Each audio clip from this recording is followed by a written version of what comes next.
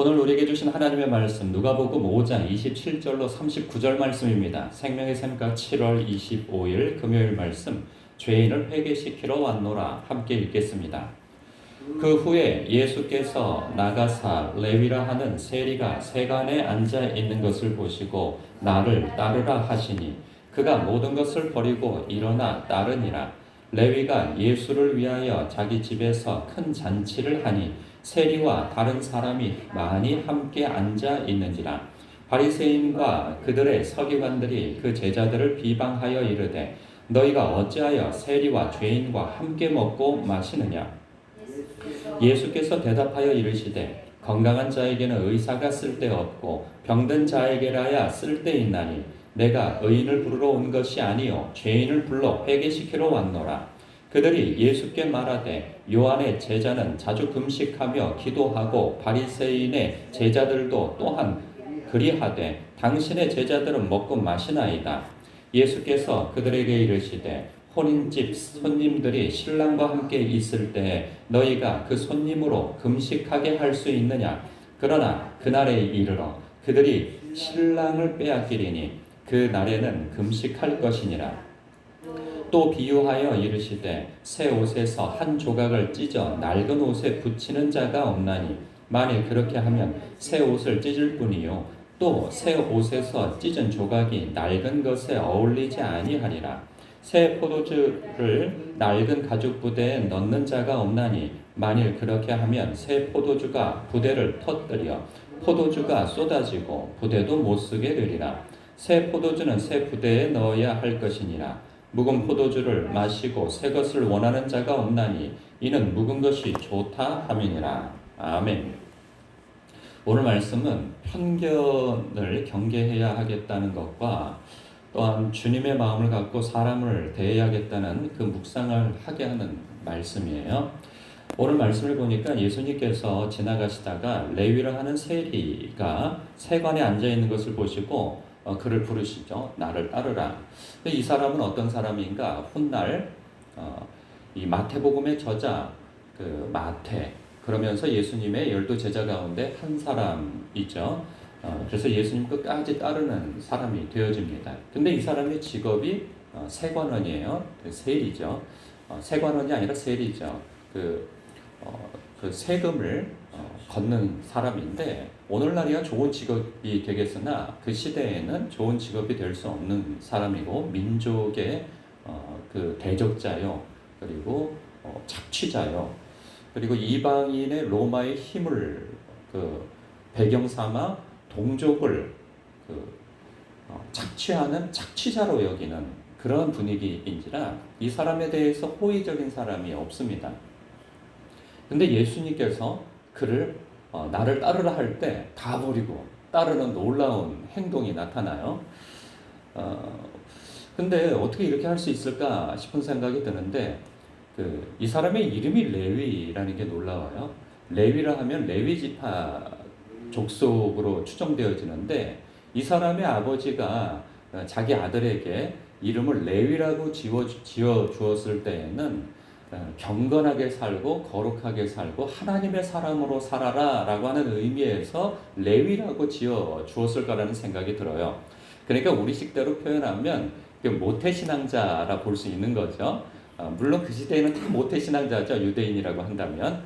그러니까 특별히 레위 지파는 그래도 남다른 그 가문이잖아요. 하나님 앞에서는. 그렇기 때문에 너는 하나님 앞에 가령 우리 아이들도 뭐 은찬이라고 할 때는 은혜와 찬양 뭐 이렇게 줄임말로 혹은 뭐 요셉이라고 지어주는 집안도 있고 다윗이라고 지어주는 집안도 있고 그렇단 말이죠. 그럴 때에는 다 저마다 자식에게 있어서 기대하는 바가 있는 거예요. 하나님의 사람으로 살아가라고. 근데 이 사람의 이름이 그렇잖아요. 참 놀라운 게 어렸을 때 우리 반에 그 박수학이라고 하는 애가 있었어요. 그리고 김한국이라고 하는 애가 있었어요. 이름이.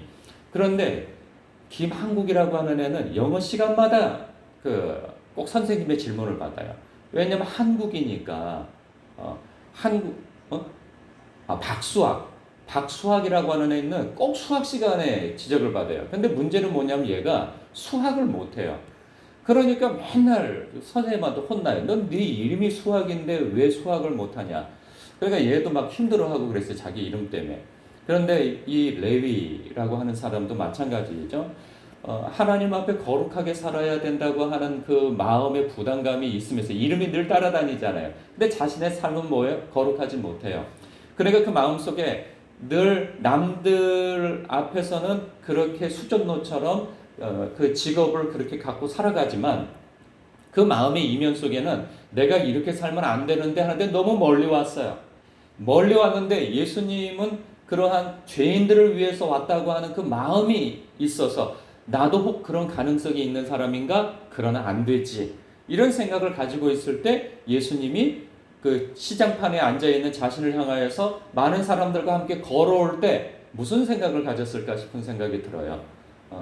나를 피해서 지나가겠지 이렇게 생각을 하던가 자신의 얼굴에 침을 뱉으면서 네가 그렇게 살아도 뭐 하냐 뭐 이렇게 할지. 그런데 자신을 향하여서 오면서 나를 따르라. 긴 말씀 안 하시고 눈을 똑바로 쳐다보고 나를 따르라. 이 말씀 앞에 그는 크게 무너짐이 있었을 거라는 생각이 들어요. 그냥 제 그 뇌피셜입니다.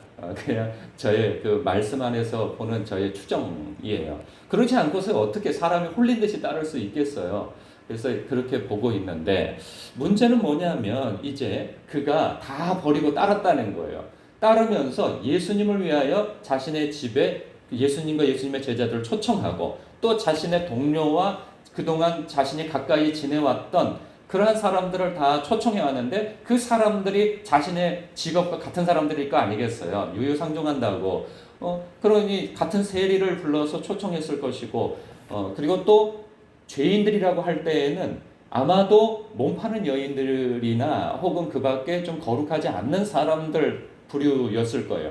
그들을 불렀을 때에는 이런 의미가 있었겠죠. 처음에는 여기에서는 예수님을 위하여 잔치를 베풀었다 하는 것과 또 자신의 직업을 완전히 정리하고 사람들에게 결별을 선언하는 것. 나는 더 이상 이제 옛 생활로 돌아가지 않겠다라고 하는 배수진을 치는 그러한 의미에서 다 자신들의 동료를 초청함과 동시에 너희들도 예수님을 따르는 것이 어떠냐라고 하는 의미에서 그들을 또 초청했을 거라는 생각이 듭니다. 그런데 여기에 누구들이 또 함께 있었느냐 하면 바리새인과 서기관들이에요. 이 사람들은 예수님의 제자들만큼이나 혹은 민중들만큼이나 예수님을 따라다녀요. 그러나 그들의 마음은 주님과 함께 있지 않아요. 몸은 따라다니지만 마음은 함께 있지 않아요. 그리고 늘 예수님 곁에서 구부러진 이 마음 상태를 가지고 관찰하는 자가 되어지죠.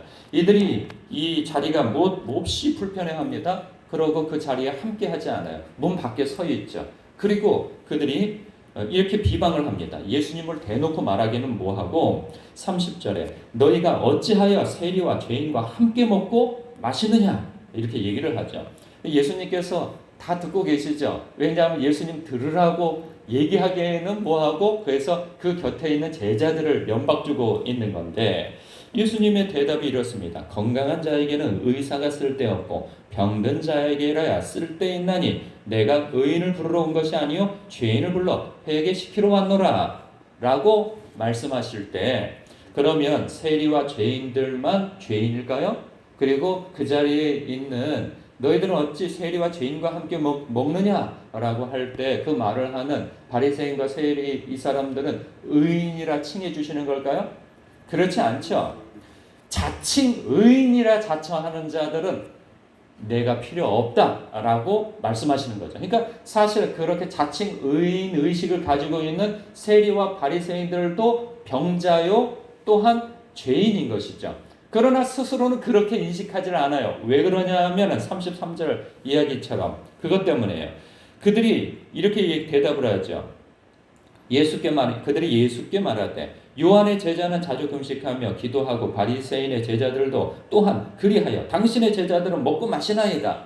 우리들은 그러니까 당신을 세례 주었던 세례 요한의 제자들도 금식을 하고 또한 우리들도 금식하면서 생활하는데 이렇게 경건하게 생활하는데 우리식대로 얘기하면 신앙생활 잘하고 봉사 잘하고 11조도 하고 성경도 잘 읽고 기도도 하고 새벽 예배도 하는데 왜 당신들은 먹고 마시고 맨날 놀러 다니고 쉬고 그리고 저런 사람들과 함께 어울리고 돌아다니느냐? 이거 말이 되냐? 그리고 왜 저런 사람들을 자꾸 교회에 들이냐? 이렇게 얘기를 하는 거죠. 그러니까 뭐냐 하면 사람에 대해서 편견을 가지고 있는 거예요. 마치 이렇게 생각하는 거죠. 교회에 올라오면, 아니, 목욕탕 주인이 이렇게 문 앞에서, 아니, 이렇게 지저분하게 이렇게 해서 와서 되냐고, 가서 집에 가서 좀 샤워 좀 하고 오시라고.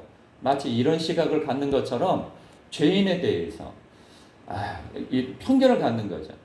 저런 사람 교회 오면 안 됩니다. 저 사람 말하는 거 보십시오. 저 사람의 태도를 보십시오. 행동을 보십시오. 직업을 보십시오. 저 사람의 습관을 보십시오. 저 사람이 와서 하는 행동을 보십시오. 저런 사람 교회에 오면 교회 안 됩니다. 이렇게 보는 것과 같은 거죠. 우리처럼, 그러니까 그 이면에는 뭐냐면 예수님에 대해서 못마땅한 이유가 있어요. 예수님이 왜 저런 사람들을 자꾸 교회에 들이냐는 거죠. 왜 저런 사람들을 용납하고 저런 사람들과 함께 식사를 하고 왜 저런 사람들을 예배에 드리냐라는 거죠. 말씀을 듣게 하느냐라는 거죠. 저런 사람들은 변화될 사람들이 아니라는 거죠. 우리를 보라고, 우리를 보고 목회를 하라 이라는 거죠. 아니 우리는 경건하고 금식하고 매사에 우리는 성실한데 왜 우리들한테 시간과 물질과 마음을 쏟아붓지 아니하고 왜 저런 인간들을 교회에 들이느냐라는 거죠. 저런 사람들은 있으면 교회 부흥 안 됩니다. 뭔가 일을 하려면 우리 같은 사람들하고 나와 같은 사람들하고 함께 해야죠 라고 하는 것이 33절에 배어 있는 거예요. 우리는 금식하고 우리는 경건하게 살아가는데 왜 당신들은 먹고 마시느냐라는 거죠. 이게 지금 먹고 마실 때입니까? 그러는 거죠. 그러니까 주님의 시각과 그들의 시각은 전혀 다른 거예요. 주님은 나는 의인을 부르러 온 것이 아니다. 죄인을 불러 회개시키러 왔고 그리고 병든 자에게라야 내가 의원이 쓸 때 있는 것처럼 그 마음이 심령이 가난한 자 그 사람들에게 있어서 내가 필요한 것이다. 그러니까 예수님은 당신의 사명 선언대로 행하고 계시는 거예요.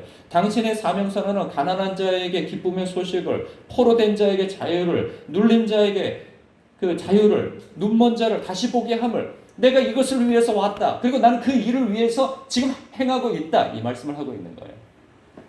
예수님은 하나님 나라의 운동, 예수님이 오신 것은 이제 은혜의 해가 선포되어졌다는 말씀을 하는 것이죠.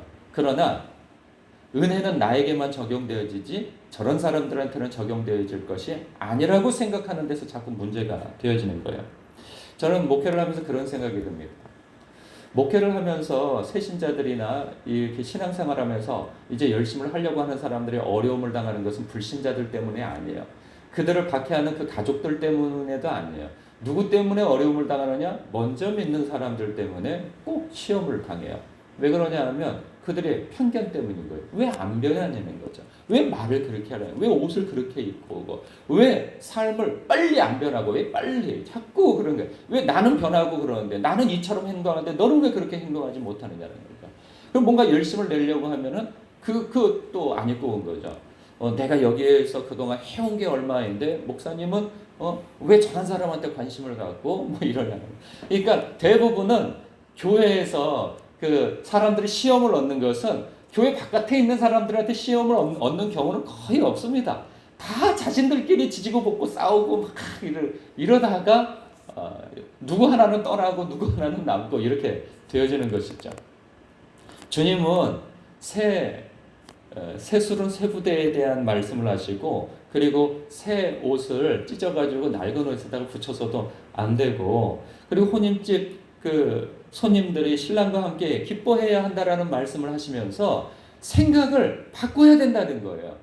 주님은 은혜를 베풀어 주시려고 하고 그리고 당신의 사명이 그러하며 성도들로 하여금 그러한 사명을 하나님 나라의 관점과 하나님의 시각을 가지고 하나님의 마음을 가지고 각자가 하나님의 은혜를 받아 여기까지 온 것처럼 다른 사람에 대하여서도 먼저 된 사람이 이제 받은 은혜를 다른 사람에게 나누어주고 인내하고 참아주고 그리고 적절히 그를 끌어주고 하는 사람으로 서 있으라고 하는 것이죠. 그런데 이 바리새인과 서기관과 같은 시각을 구부러진 마음을 가지고 나보다 남을 더 낮게 여기는, 더 높게 여기는 마음보다 나보다 남을 더 하찮게 여기는 마음을 갖는 것이 함정이 되어지는 거예요.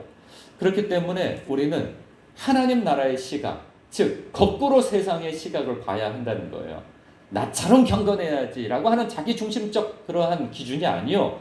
아, 주님께서 저런 사람들에게까지도 그렇지, 나는 저 사람보다도 더 악한 사람이었지. 물론 저 사람보다 내가 반듯하게 살아왔을지 모르지만 나의 이면은 썩은 것이 가득했어 라고 하는 자기의 어떤 이 주님 앞에서 내가 병자라고 하는 의식, 내가 암투병하다가 고침받았다고 하는 그러한 의식이 있을 때 다른 사람의 그 암투병을 안타깝게 여기는 마음이 이게 되어지는 것이죠.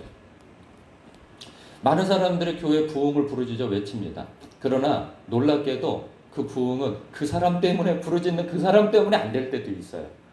왜냐하면 그렇게 뜨거운 부흥을 이야기하지만 그러나 부흥은 그 한 사람을 품고 인내하고 주님의 그 은혜의 통로가 되어져서 그 사람을 품는 과정이 있어야 되는데 놀랍게도 부흥은 그냥 사람들이 어떤 은혜에 사로잡혀가지고 무슨 뻥튀기 터지듯이 뻥 터질 줄 알아요. 근데 그렇지 않아요. 새로운 사람이 오면 새로운 사람이 그 문제를 그 사람 수만큼이나 끌고 들어오는 거예요. 그런데 그 문제를 끌어안을 마음은 없어요. 그냥 단지 교회가 부흥되어지기를 원할 뿐인 것이죠. 그런 일은 안 일어나요. 그런 일은. 그래서 아이고 이 새벽부터 너무 많이 말하는 것 같습니다. 아니 벌써 16분이 그냥 훌쩍 넘어가고 있는데 그래서 참 그렇습니다. 저도 주님의 마음을 품고 목회를 더욱 해야 되겠다는 생각이 드는 말씀이 아닐 수 없습니다. 네, 오늘 이 말씀을 묵상하면서 나는 세리 마태와 같이 다 버리고 쫓아는 사람인가? 아니면 나는 그 세리와 바리새인처럼 스스로 의인이라 생각하며 다른 사람을 하찮게 여기는 사람의 군에 들어가 있는 건가?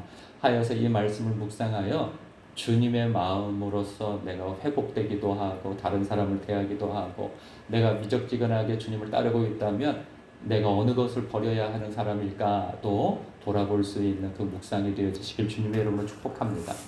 기도하겠습니다.